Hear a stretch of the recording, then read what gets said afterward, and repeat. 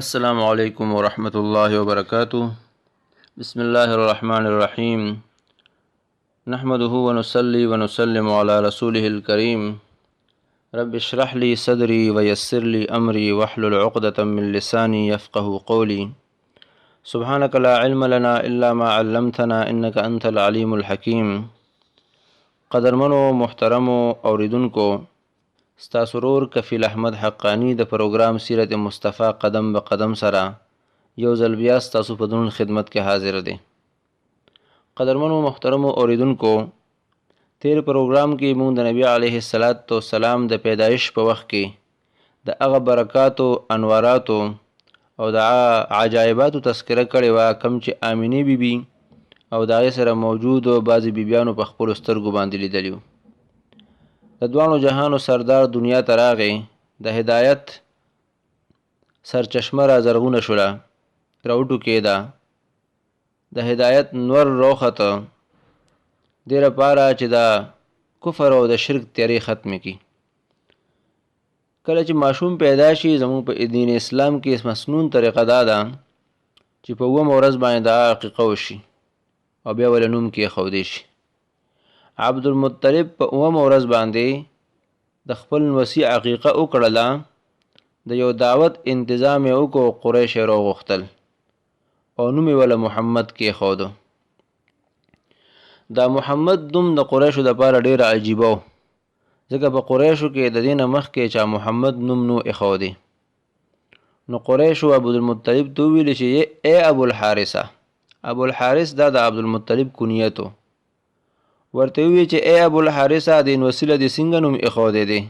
ستا په پلارانو کې، ستا په نیکونو کې او ستا په ټول قوم کې دې نه مخکې چا محمد نوم نه دی ایښودی، ناشنا غوندې نوم دی ایښودی دی. عبدالمطلب ورته وویلې چې دا نوم ما د خپل نوسي ځکه ایښودی دی چې الله پاک یې په اسمان کې او د الله پاک مخلوق یې په ځمکه کې تعریف کوي. د دې ماشوم تعریف به الله رب العزت په اسمان کې کوي او د الله پاک مخلوق به په ځمکه کې کوي. په اصل کې عبدالمطلب د خپل نوسي نوم محمد په دې بنیاد کې ایښوده چې هغه یو خوب لیدو. د دې نوم ایښودو لپاره بنیادي وجه شاته یو خوب دی. عبدالمطلب خوب ولیده چې د ده د شا نه یو زنځیر راښکاره شو، یو طرف یې په اسمان کې دی، یو طرف یې په ځمکه کې دی، یو طرف یې په مشرق کې دی او یو طرف یې په مغرب کې دی. څه وخت پس د دغه زنځیر نه اونه جوړه شوله او د دغه اونې څه عجیبه کیفیت او عجیبه حال و. دغه اونې په هر یو پاڼه کې یو عجیبه غوندې نور و، داسې نور و چې د دنیا د دې نور نه او یا چنده زیاته رڼۍ لرله. بیا د مغرب او د مشرق خلک دغه خاښونو پورې انښتي دي. د قریشو بعضې خلک هم دغه غاښونه په خپل لاسونو کې نیولي دي، خو قریشو کې بعضې خلک داسې دي چې هغوی د دې د کټ کولو اراده کوي. کله چې دغه کسان د دې اونې د کټ کولو په اراده باندې دې اونې ته رانږدې شي، نو یو انتهایی حسین، خوبصورته او ښایسته ځوان راپاسي او دوی د هغه ځای نه لرې کوي. دا عجیبه خوب عبدالمطلب ولیده. د هغه زمانې چې کوم معبرینو د خوب تعبیر ورکوونکي وو د هغې خواله لاړه او هغوی ته د عجیبه خوب بیان کړه. نو معبرینو ورته تعبیر دا ورکړه چې عبدالمطلب ستا په نسل کې به یو الک پیدا کیږي، د مشرق نه تر مغربه پورې ټول خلک به د هغه اتباع کوي، خبره به یې مني، او اسمان او ځمکه کې به د هغه حمد او تعریف بیانېږي. په اسمان کې به هم د هغه تعریف او حمد کیږي او په ځمکه کې هم. عبدالمطلب چې دا تعبیر واورېده چې زما په نسل کې به ماشوم پیدا کیږي او اسمان او ځمکه کې به د هغه حمد بیانېږي، نو د نبی علیه السلام نوم یې په دې مناسبت سره محمد کېښوده. نو د محمد نوم کېدو یو وجه خدا ده. دویمه وجه د محمد د نوم هغه د آمینې بیبي د ولادت په وخت کې هغه عجایبات لیدلو کم چې تیر پروګرام کې مونږه په تفصیل سره بیان کړیو. آمینې بیبي د خپل بچی د پیدایش په وخت کې بعضې عجایبات ولیدل، بعضې واقعات ولیدل او په هغې کې ورته وویلو شو چې تسمیه محمدن، ستا نه چې کوم بچی پیدا کېږي د هغه نوم به محمد ایږدې. د حضرت ابن عباس رضی الله تعالی عنه روایت دی، په پای کې راځي چې د خپل بچی نوم به محمد او احمد اګري. نو گویا د دوانو جهانو د سردار نوم چې محمد یا احمد مقرر شوی دی دا یو القاء ربانی ده. دا د الله رب العزت د طرف نه یو الهام دی. آمینی بیبي ته هم شو، عبدالمطلب ته هم شو، او دوی د خپل نوسی نوم محمد او احمد کې خودو. او امدق رنګي د نبی علیه السلام د والد محترم نوم هم عبدالله، دا هم د الله پاک القاء ربانی ده. ځکه د عبدالله نوم چې اخودې شو نو د هغې نه مخکې به اکثر شرکي نومونه و، خو د دوانو جهانو د سردار پلار دی. گویا الله رب العزت د عبدالمطلب زړه ته الهام وکړو د دوانو جهانو د سردار د پلار نوم یې عبدالله کې خودو. دا محمد او دا احمد نوم الله پاک د ډېر زیات خوښ دی. الله رب العزت دا دوانو نومونه په قرآن کې ذکر کړي دي. سورة فتح کې الله رب العزت فرمایي محمد رسول الله، محمد دا الله رسول دی. او په سورة صف کې الله رب العزت فرمایي وَإِذْ قَالَ عِيسَى ابْنُ مَرْيَمَ يَا بَنِي إِسْرَائِيلَ إِنِّي رَسُولُ اللَّهِ إِلَيْكُمْ مُصَدِّقًا لِمَا بَيْنَ يَدَيْهِ مِنَ التَّوْرَاةِ مُبَشِّرًا بِرَسُولٍ يَأْتِي مِنْ بَعْدِي اسمه احمد. عیسی علیه السلام فرمایي زه تاسو ته په یو رسول باندې بشارت درکوم، د یو رسول زیر درکومه، دا رسول به زمانه وروستو راځي او د هغه نوم به احمد وي. په مخکینی کتابونو کې هم د نبی علیه السلام نوم احمد و. بیا په دې محمد او په احمد کې ډېر جور مفاهیم او معناګانې پرتی دي. مفاهیم پکې هم ډېر زیات جوړ دي او معناګانې پکې هم ډېرې زیاتې جوړې دي. محمد دا د حمد نه دی. حمد څه ته ویل کېږي؟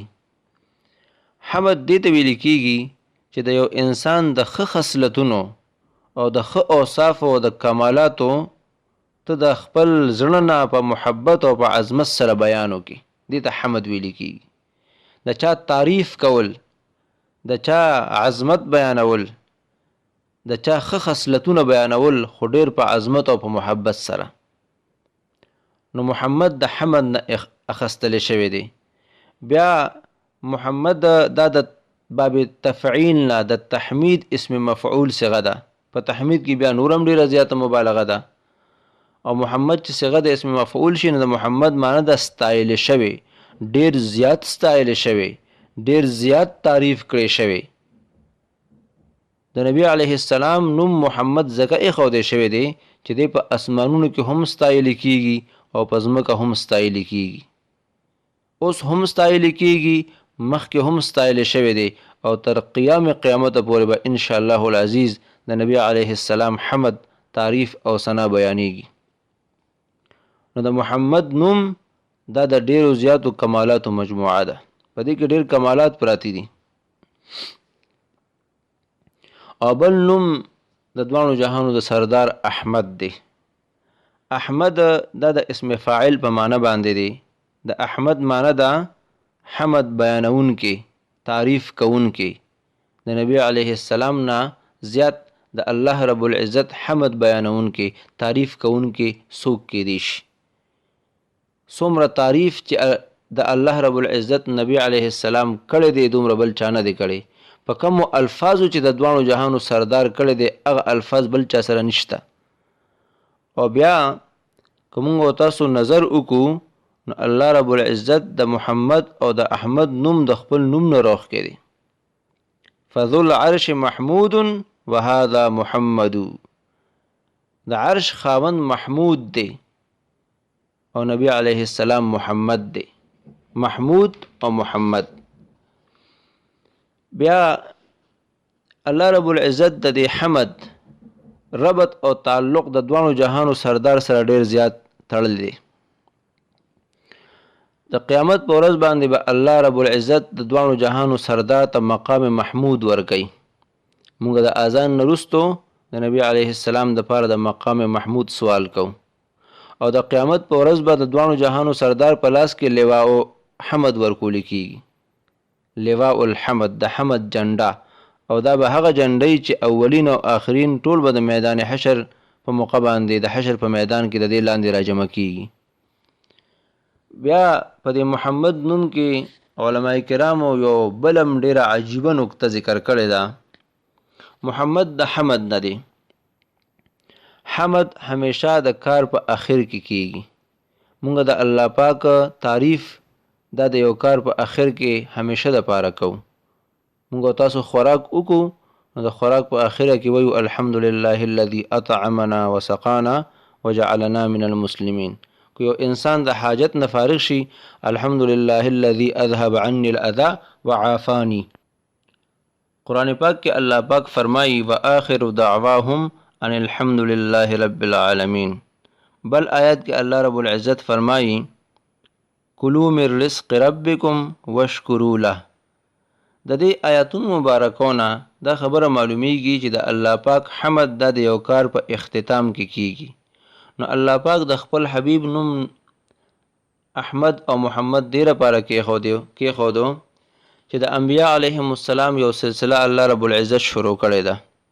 د آدم علیه السلام نواله تر محمد علیه السلام پورې 1,40,000 یا 2,40,000 کم او زیات چې څومره الله پاک ته معلوم دي دومره پیغمبران الله پاک را لېږلي دي او په دې ټولو کې اخیری پیغمبر محمد علیه السلام دی. نو گویا د نبوت یو سلسله شروع شوې وه او په محمد علیه السلام باندې اختتام وشو. نو په اختتام کې الله رب العزت د خپل حبیب نوم محمد کې خودو اشاره وکړه د خبره ته چې نبی علیه السلام اخری نبی دی اخری پیغمبر دی. د نبی علیه السلام نه وروستو دنیا ته بل پیغمبر راتلونکی نشته دی. او بیا د محمد نوم الله پاک ته دومره ګران دی چې څومره مشهور نوم دی خو د نبی علیه السلام نه مخکې په قریشو کې د چا خیال او د چا ذهن هم دی نوم طرف ته نه یتلی چې خپل بچی له د احمد یا د محمد نوم کی دی.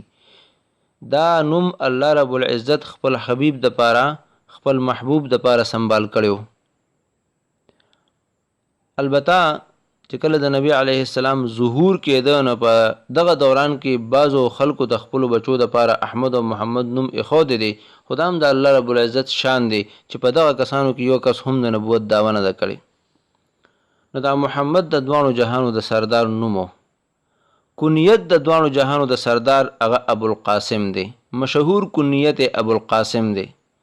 قاسم د نبی علیه السلام مشر زوی دی. نو په دې نوم د دوانو جهانو د سردار کنیت ابو القاسم ګرځیدلی دی. ابو ابراهیم هم د نبی علیه السلام کنیت استعمال شوی دی. حضرت انس رضی الله تعالی عنہ فرمایي چې کله د ماری قبطینا حضرت ابراهیم رضی الله تعالی عنہ پیدا شو نو جبرائیل علیه السلام د نبی علیه السلام خدمت کې حاضر شو او وی فرمایل السلام علیک یا ابا ابراهیم. نو حضرت جبرائیل علیه السلام د دوانو جهانو د سردار د پاره ابو ابراهیم کنیت استعمال کړی دی. کله چې ماشوم پیدا شي نو د پیدایش نه وروسته یو بله مرحله ده چې هغې ته ختنه یعنی سنت ویل کېږي. د سنت سره متعلقه مخکې روایاتو کې مونږ ذکر کړو نبی علیه السلام فرمایي چې زه سنت کړی شوی پیدا شویم او د دې وجې نه د جمهور مورخینو او محدثینو حضراتو قول دا دی چې نبی علیه السلام پیدا شوی سنت شوی. البته بعض مورخین او علما فرمایي چې عبدالمطلب صاحب د ولادت نرستو د پیدایش نرستو په 9 ورځ باندې د نبی علیه السلام ختنه کړې ده. خو راجح قول هم دا معلومیږي چې څنګه حدیث کې راغلی دی چې نبی علیه السلام مختون پیدا شوی. د ماشوم د پیدایش نرستو 2 څیزونه داسې دي چې هغې ته ضرورت راځي. یو د ماشوم پرورش دی او یو رضاعت دی، ماشوم ته پی ورکول. نبی علیه السلام پیدا شو 4 زنانو د دوانو جهانو سردار ته پی ورکړي دي. یو د دوانو جهانو د سردار مور بیبي آمینه. د آمینی بیبي لومبني 3 یا 4 ورځې خپل زوی ته پی ورکړل. نو لومبنۍ زنانه چې د دوانو جهانو سردار ته پی ورکړي دي هغه آمینه بیبي ده. دویم هغه ام ایمن ده. د دې ام ایمن خپل نوم برکاو. دا د دوانو جهانو سردار د پاره په وراثت کې پاتې شوی وه. عبدالله چې وفات شو نو د هغه نه په وراثت کې ام ایمن پاتې شوی وه. نو گویا د ام ایمن د نبی علیه السلام وینځه وه او پیغمبر علیه السلام ته پی هم ورکړو. نو د دوانو جهانو سردار رضاعی مور هم شوله. دا بیا نبی علیه السلام آزاده کړله او د زید ابن حارثه سره د دې نکاح وکړله او هم د هغې نه بیا اسامه ابن زید پیدا شوی دی. نو دا د دوانو جهانو د سردار ړومبنۍ رضاعی مور وه. بیا درېیمه زنانه چې نبی علیه السلام ته پی ورکړي دي هغه ثویبه ده. دا ثویبه دا د ابو لهب چې د نبی علیه السلام تره دی دا د هغه وینځه وه. دې ثویبه نبی علیه السلام چې پیدا شو نو ابو لهب ته زیر ورکو چې ستا وراره پیدا شوی دی. هغه چې دا خوشخبري واورېده نو په موقع ساعت کې دا ثویبه آزاده کړه. دا درېیمه زنانه وه چې د دوانو جهانو سردار ته پی ورکړي دي. او څلورمه زنانه هغه حلیمه سعدیه ده چې د هغې تفصیلي واقع به انشاءالله العزیز مونږ بیانو. دې څلورو زنانو نبی علیه السلام ته پی ورکړي دي. مور بیبي ورته 3 یا 4 ورځو پورې پی ورکړل. بیا د هغې نه وروستو د ابو لهب وینځې ثویبه ورته پی ورکړي دي.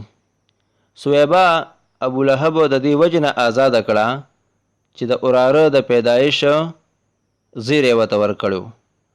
دا ثویبه چې ده نو دې نبی علیه السلام ته هم پی ورکړي دي او دې د نبی علیه السلام تره حضرت حمزه رضی الله تعالی عنه ته هم پی ورکړي دي. نو گویا حمزه رضی الله تعالی عنه د نبی علیه السلام تره هم دی او رضاعی رور هم دی. او د دې حمزه رضی الله تعالی عنه نه علاوه دې ثویبې چې دی نو دې ابو سلمه ته هم پی ورکړي دي. نو ابو سلمه هم د نبی علیه السلام رضاعی رور دی. په بخاری شریف کې د حضرت ام حبیبه رضی الله تعالی عنها یو روایت دی. دی ام حبیبه چې دا د مسلمانانو مور ده د نبی علیه السلام بیبي محترمه ده. دی ام حبیبه یو ځل نبی علیه السلام ته وویلې چې ته زما خور چې د ابو سفیان لور ده د هغې سره نکاح وکړه. نبی علیه السلام ورته وفرمایل چې ته په دې خوشحاله یې چې زه ستا خور سره نکاح وکړم. ښځه خو د خاوند په دویمه نکاح باندې خفه کېږي. دی ورته ووایي چې زه تاسو پرېږدم خو په یو حالت کې نه. البته زما خواهش دا دی چې کوم سعادت خدای ما ته راکړی دی چې هغه سعادت زما خور ته هم نصیب شي. نبی علیه السلام ورته وفرمایل چې د هغې سره زما نکاح جایز نه ده ځکه الله پاک قرآن کې فرمایي وان تجمعوا بین الاختین، 2 خویندې او په نکاح کې نه جمع کوي. نو هغې سره خو زما نکاح جایز نه ده، خبرې بیا مه کوه. ام حبیبه رضی الله تعالی عنها ورته وفرمایل چې ما اورېدلی دي چې تاسو د ابو سلمه لور سره نکاح کوئ چې د هغه دره نوم دی. نبی علیه السلام به طور تعجب وفرمایل چې ته د ام سلمه لور یادې چې کومه زما ښځه ده. ام حبیبه ورته وفرمایل چې هماغه یادو. نبی علیه السلام ورته وفرمایل چې د ام سلمه لورو دره دا خو زما پرکټۍ ده، زما ربیبه ده، د هغې سره خو زما شرعا نکاح جایز نه ده ځکه قرآن پاک کې الله رب العزت فرمایي وربائبکم اللاتی فی حجورکم، د بیبي سره او د پرکټۍ سره نکاح جایز نه ده. نو دې سره خو زما د دې وجې نه نکاح جایز نه ده چې دا زما ربیبه ده. خو که دا زما ربیبه نه وه نو زما د دې سره نکاح جایز نه ده. د هغې وجه دا ده چې دا زما رضاعي اوریره ده. د دې پلار ابو سلمه رضی الله تعالی عنه د ثویبه پیس کلی دي او مام د ثویبه پیس کلی دي. نو ابو سلمه زما رور شو نو دا زما رضاعي اوریره شوله، د دې سره زما نکاح جایز نه ده. د بخاری شریف روایت دی یو ځل یو صحابي د نبی علیه السلام نه تپوس وکړو چې حضرت که تاسو د حضرت حمزه صاحب لور سره نکاح وکړئ نو څنګه وی؟ د دوانو جهانو سردار ورته وفرمایل اخو زما رضاعي اوریره ده ځکه حضرت حمزه د دوانو جهانو د سردار رضاعي رور نو د هغه لور یې اوریره شوله رضاعي. حضرت ثویبه اسلام راوړی دی او که نو؟ په دې کې د علما کرامو اختلاف دی.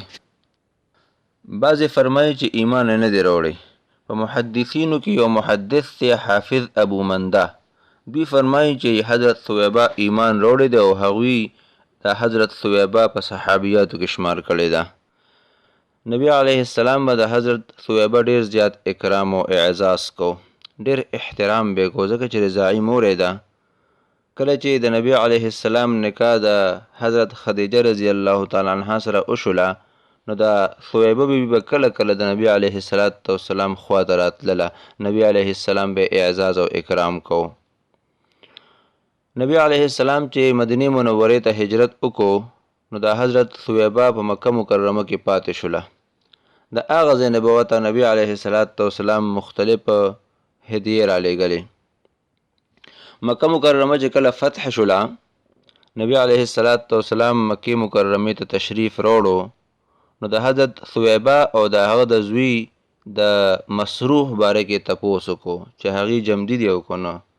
دا مسروح د نبی علیه السلام رضاعي ورور و.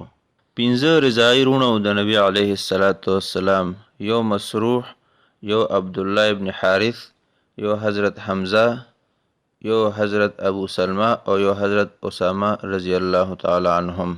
او 2 د نبی علیه السلام رضاعي خیاندې وې چې کومې د حلیمې بیبي لوڼه دي، یو انیسه بنت حارث او یو حذافه چې په شیمه باندې مشهوره وه. او دا شیمه هغه جینۍ ده چې چا د نبی علیه السلام د خپل مور سره پرورش کړی دی، ځکه دا د نبی علیه السلام نه په عمر کې مشره وه. نو ترتیب دا وي چې پرورش د ماشوم مور کوي، خو مشره خور هم د مور په شان وي. نو دی به د نبی علیه السلام د خپل مور سره پرورش کو. بهرحال نبی علیه السلام د ثویبه او د هغه د زوی د مسروح باره کې تپوس وکړو، نو چا ورته وویل چې د دواړو انتقال شوی دی، دواړه وفات شوي دي. بیا تپوس وکړو چې د هغې په رشته دارانو کې خو څوک جمدي نشته چې د هغه سره احسان وکړم، ښه سلوک ورسره وکړم، ځکه چې د مور پلار سره د احسان کولو یو طریقه دا هم ده چې د هغوی د خپلوانو سره، د هغوی د دوستانو سره ښه سلوک وکړي شي. پته ولګېده چې په رشته دارانو کې هم څوک جمدي پاتې شوي نه دي. علما کرام لیکي چې کله ابو لهب مړ شو، نو د مرګ نه وروستو چا په خوب کې ولیده، ډېر په بد حالت کې ولیده، ځکه ډېر بدترین مشرک و، نبی علیه السلام ته ډېر تکلیفونه رسولي دي.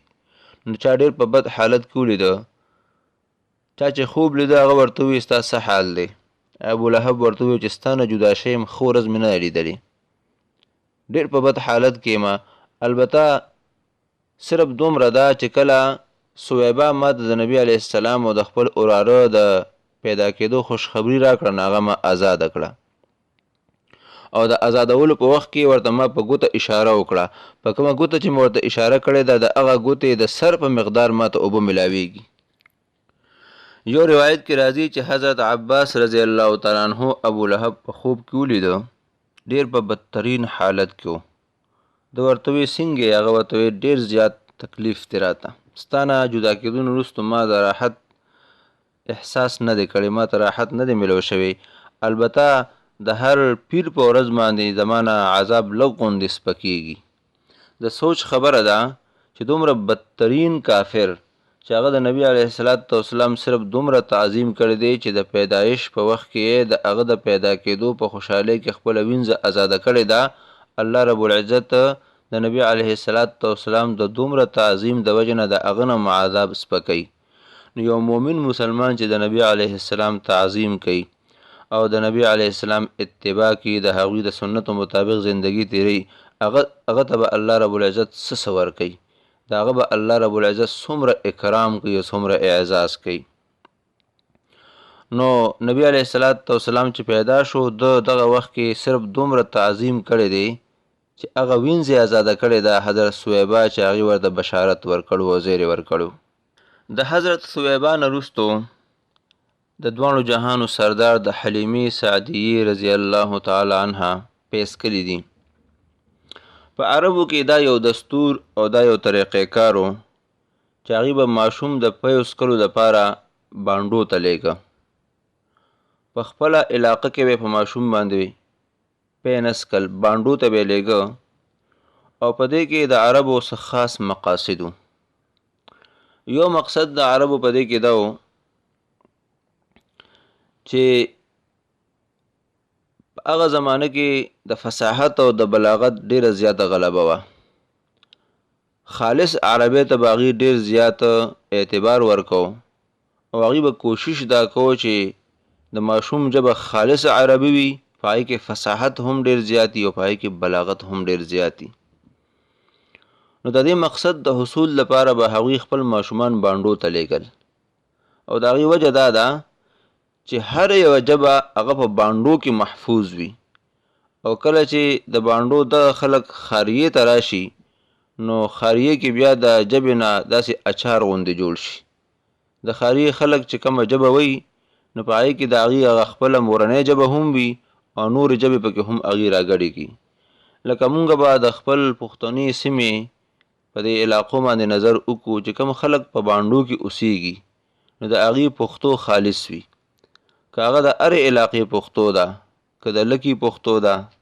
که د وزیرستان پښتو ده او که زمونږ د شب قدر د سیمې پښتو ده چې د دې علاقو خلک په بانډو کې اوسېږي نو د هغې پښتو خالص وي خو کله چې دې خاریې ته راشي نو په ښار کې هم مختلف قسم خلک اوسېږي نو په پښتو کې هندکو هم رادن نشي اردو هم رادن نشي انګلیش هم رادن نشي خالص پښتو باقی پاتې نشي دا د هر علاقې دستور دی نو عربو به د دې مقصد د حصول لپاره خپل بچي هغې بانډې ته لیږل چې په بانډو کې پرورش وشي د بانډو ژبه هغه ډېره زیاته خالصه وي او هلته فصاحت او بلاغت هم ډېر زیات وي نو چې د ماشوم په ژبه باندې اثر ونه غورځېږي ماشوم د ابتدا نه د خالصه عربی ویلو خاوند شي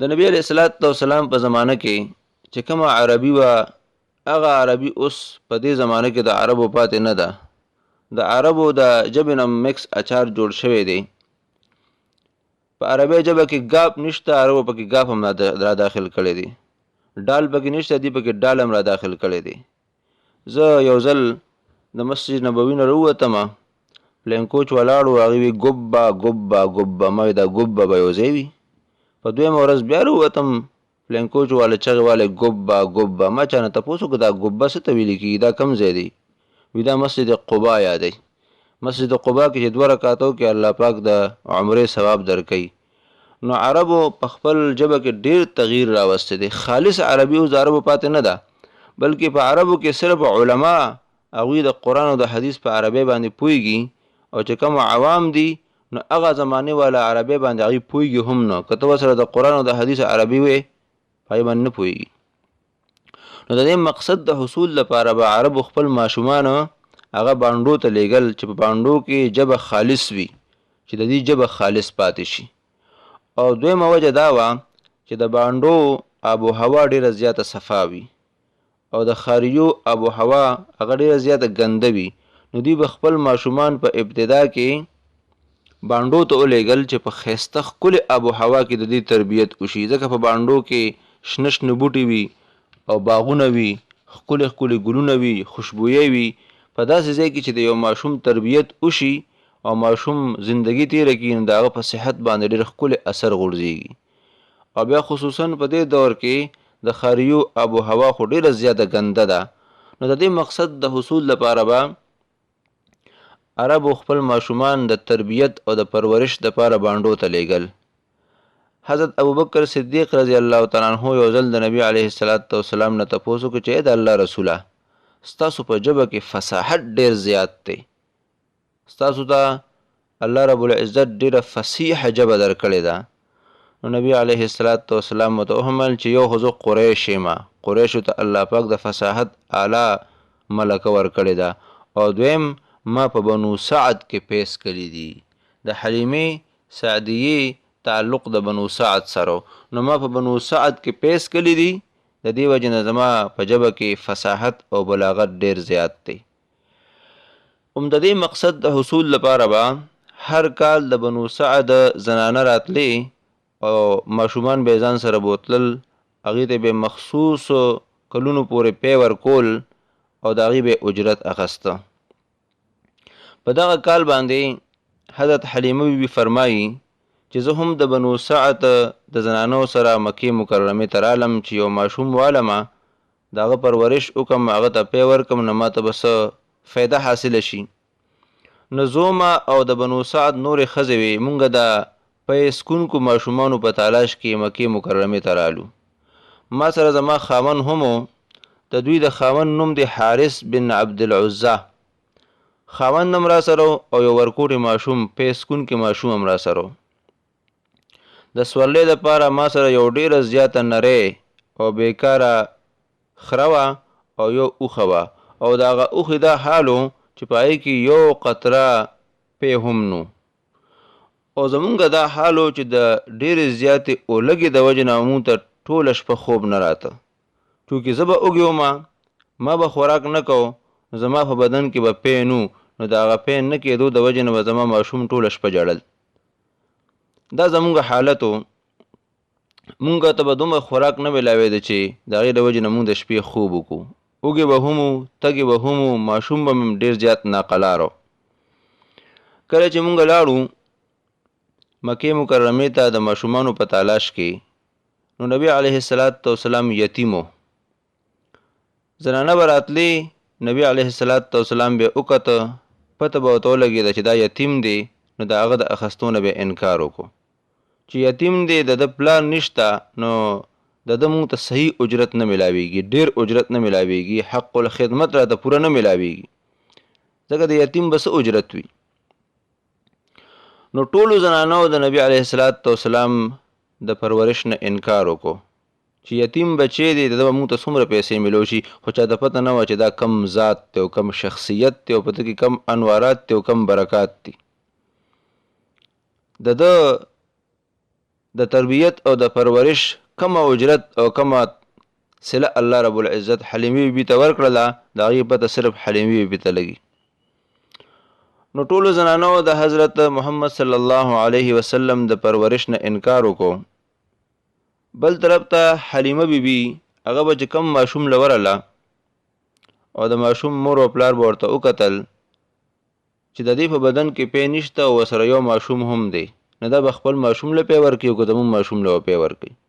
د دې په بدن کې خپل ماشوم ته پی نشته، نو زمونږ ماشوم ته به څه پی ورکړي. بله سورلي ورسره هم ډېره زیاته بیکاره ده، نری سورلي ده لاغره، نو دا به زمونږ ماشوم خپل علاقې ته رسوي څنګه؟ نو ټولو زنانو ټولو قریشو حلیمې بیبي ته د خپل ماشوم ورکولو نه انکار وکړو. اوس یو طرف ته حضرت حلیمه بیبي پاتې ده، د هغې دپاره د پرورش ماشوم نشته دی، او بل طرف ته د دواړو جهانو سردار پاتې دی، د هغه پرورش کوونکې زنانه نشته دی. الله رب العزت د حضرت حلیمې بیبي په زړه کې غیبي اشاره واچوله، خبره واچوله چې نور څوک نشته دی، نو دا یتیم به ځان سره بوځمه. حلیمې بیبي خپل خاوند ته وویل د الله په ذات مې قسمي، زه به دا ماشوم خامخا بوځم، دا ماشوم به خامخا اخلم. خاوند ورته وویل هېڅ خبره نشته دی، کیدی شي الله رب العزت زموږ دپاره په دې ماشوم کې خیر واچوي او په دې ماشوم کې برکت واچوي. زموږ د الله رب العزت نه کلک امید دی، انشاءالله الله رب العزت به زموږ دپاره په دې ماشوم کې برکت اچوي. اوس نورو زنانو مخلوق ته وکتل، په مخلوق باندې اعتماد وکړو، په پیسو باندې اعتماد وکړو، په ډېر اجرت باندې اعتماد وکړو، او حلیمې بیبي د الله په ذات اعتماد وکړو. د ظاهر په اعتبار سره نبی علیه السلام یتیم دی، د ده د څه ډېر اجرت میلاوېدو امید نشته دی، خو حلیمه بیبي فرمایي د الله په ذات مې یقین دی، د الله د ذات نه مې کلک امید دی، انشاءالله العزیز چې دا معصوم زه بوځمه، الله پاک به ماته د دې ماشوم په برکت باندې ډېر څه راکوي. او هم هغسې وشوله. الله رب العزت د نبی علیه السلام له برکته حلیمه بیبي ته کم مقام او کم شان ورکړه. حلیمه بیبي په بانډه کې اوسېدونکې ده، د بنو سعد قبیلې سره تعلق دی. په بنو سعد کې ډېرې زنانه تېرې شوي دي، څوک یې نه پېژني. دې حلیمې بیبي ته الله پاک کم مقام ورکړه. او دې کې دې خبرې ته اشاره ده چې په اسلام کې اعتبار خاندان لره نه دی، پیشې لره نه دی، اتباع سنت لره دی، تعظیم د پیغمبر لره دی. چا چې د پیغمبر تعظیم وکړو او د پیغمبر د سنتو اتباع وکړله، که د دې تعلق د هر خاندان سره وي، د ارې پیشې سره وي د ارې قبیلې سره وي د ارې علاقې سره وي الله پاک به ورته یو شان ورکوي الله پاک به ورته یو مقام ورکوي لکه څنګه چې الله رب العزت حلیمې بیبي ته مقام او شان ورکو. به هر حال حضرت حلیمې بی نبی علیه السلام راواخسته په بدن کې بالکل پی نشته دی چې څنګه نبی علیه السلام راواخسته بدن مبارک یې د پیو نه ډک شو او دومره پی رالل چې نبی علیه السلام هم په مړه ګېډه وسکل او د حلیمې بیبي چې کوم زوی و د نبی اسلام رضاعي رول هغه هم ډېر په مړه ګېډه باندې وسکل دواړه ماړه شو. دی اوښې طرف ته متوجه شو چې د هغې نه پی اوله شي دا هغه اوښه وه چې په هغې کې به یو څاڅکې پی هم نو چې دی اوښه لشل شروع کړل د هغې تی نه د پیو نه مکمل ډکو او دومره پی وکړل حلیمه بیبي فرمایي چې ما وسکل او زما خاوند هم ښه په ډکه ګېډه باندې وسکل. شپه هم ډېره زیاته په آرام او په سکون سره تېره شوله چې سحر شو نو خاوند ما ته وی چې ای حلیمې والله یا حلیمه لقد اخذت نسمة مبارکة د الله په ذات مې قسم وي ای حلیمې تا خو ډېر مبارک بچی ځان سره راوستی دی او ډېر مبارک بچی دی اخستی دی. حلیمې بي ورته وفرمیل والله انی لارجو ذلک د الله په ذات مې قسمي زما هم د دې خبرې امید دی. اوس د قافلې د واپس کېدو وخت راغی ټول په خپل سورلو باندې سوارو شو. د حلیمې بي چې کومه سورلي وه هغه یو انتهایي لاغره او یو انتهایي نری سورلي وه. دا هغه سورلي وه چې کله به دی مکې مکرمې ته راتلل نو ټولې زنانه د دې نه مخکې را روانې وي او ټولو زنانه به ورته بد رد وي چې دا تا ځان سره څنګه سورلي را روانه ده ستا د وجې نه موږ هم په مشقت کې. خو حضرت حلیمه بیبي چې کله په خپل سورلۍ باندې سوره شوله نو هغه سورلي چې مخکې په چابک را روانه وه هغه اوس دومره په تیز رفتار باندې روانه وه چې خلک ورته حیران وو. راقابو کېده نه او ولې به راقابو کېده د هغې سوار څوک و په هغې باندې څوک سور و د دواړو جهانو سردار پې سور و. د دواړو جهانو د سردار د سورېدو د وجې نه په هغې کې الله پاک دومره تیز رفتاري واچوله او دومره طاقت واچو چې هغه بیا د قابو نه بلکل بار شوله. هغه زنانه چې کوم د حلیمې بیبي سره روانې وې هغوی هم حیرانې وي. زنانو حلیمې بیبي ته وویل چې دا هغه سورلي ده چې کوم باندې ته موږ سره را روانې وې په دې خو ستا اړه چاودلې و. حلیمې بیبي ورته وفرمیل قسم مې دی په الله وي دا مقه سورلي ده. هغه زنانو ورته وویل د دې شان مونږ ته اوس دې وخت کې جدا ښکاري دا خو هغه سورلي نه ښکاري دې ته خو اوس د چابک ضرورت نشته دا خو انتهایي تیزه روانه ده. حلیمې بیبي فرمایي موږ بنو سعد ته راورسېدو. د بنو سعد په دغه ځمکه کې په دغه وخت کې ډېر زیات قات و. د ګډو چیلو لپاره ګیا نام و نشان هم نو. ما به چې ګډې چیلې چراګات او د سرنې ځای ته ولېږلې چې واپس به رالې نو ګېډې به بالکل مړې وي او په تیونو کې به دومره پیو چې د حد نه زیات او د نورو زنانو ګډې چیلې به چې رالې هغه به بالکل اوږې وي په بدن کې به یو څاڅکې پی هم نو. هغوی حیران وو چې خدای پاکه دا څنګه چل دی. بیا به هغه زنانو د خپلو چیلو او ګډو چې کوم ګډباني دي هغې ته بیا وی چې تاسو چیلې او ګډې سره وی نو د حلیمې بیبي د چیلو او د ګډو سره سره وی هغې به همداسې کول.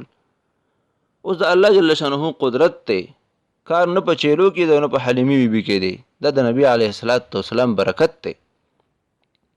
هغه ګډبانو به د نبي علیه السلام د مور بیبي د حلیمې بیبي د چیلو سره خپل ګډې چیلې سرولې چې کله به چیلې واپس رالې د حلیمې بیبي چیلې به مقه رنګې مړې وي په بدن کې به ډېر زیات پیو او د نورو خلکو چیلې به مقه رنګې اوږې وي په بدن کې به ذره برابر پی نو. حلیمې بیبي فرمایي چې د الله په ذات مې قسمي مونږ ته الله رب العزت د نبی علیه السلام ډېر برکات وښودل. دغه برکات مونږ لیدل مونږ د هغې مشاهده کوله په دې کې 2 کاله تیر شو.